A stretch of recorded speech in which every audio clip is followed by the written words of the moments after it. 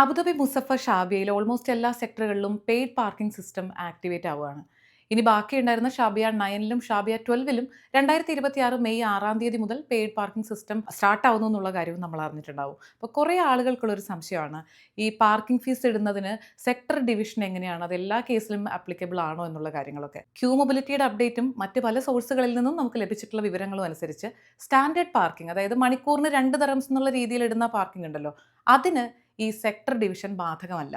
എന്നാൽ 800 dirhams per year എന്നുള്ള രീതിയിൽ അടച്ചുകൊണ്ടെടുക്കുന്ന റെസിഡന്റ് പാർക്കിംഗ് പെർമിറ്റിന് സെക്ടർ ഡിവിഷൻ ബാധകമാണ്. ഒരു എക്സാമ്പിൾ പറയുകയാണെങ്കിൽ, ഷാബിയ 9ലുള്ള ഒരു ഷോപ്പിലേക്ക് ഡിസ്ട്രിബ്യൂഷനോ ഡെലിവറിക്കായിട്ടോ വരുന്ന ഒരു വാഹനം അവിടെ പാർക്ക് ചെയ്ത് മണിക്കൂറിന് 2 ദറംസ് പേ ചെയ്തു എന്ന് വിചാരിക്കുക. ആ ഒരു മണിക്കൂറിനുള്ളിൽ തന്നെ ഈ വാഹനം ഡെലിവറിക്കായിട്ട് ഷാബിയ 10ലോ 11ലോ 12ലോ ഒക്കെ വരികയാണെന്നുണ്ടെങ്കിൽ പാർക്ക് ചെയ്ത ശേഷം എക്സ്ട്രാ പാർക്കിംഗ് ഫീസ് വീണ്ടും ഇടേണ്ട ആവശ്യമില്ല.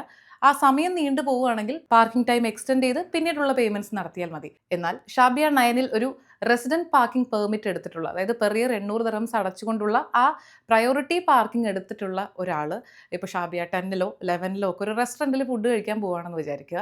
അവിടെ വാഹനം പാർക്ക് ചെയ്താൽ ഈ മണിക്കൂറിന് പിന്നീട് പേ ചെയ്യേണ്ടി വരും. പിന്നെ റെസിഡന്റ് പാർക്കിംഗ് പെർമിറ്റ് എങ്ങനെയാണ് എടുക്കുക? അതിന് 2 ഓപ്ഷൻസ് ആണുള്ളത്.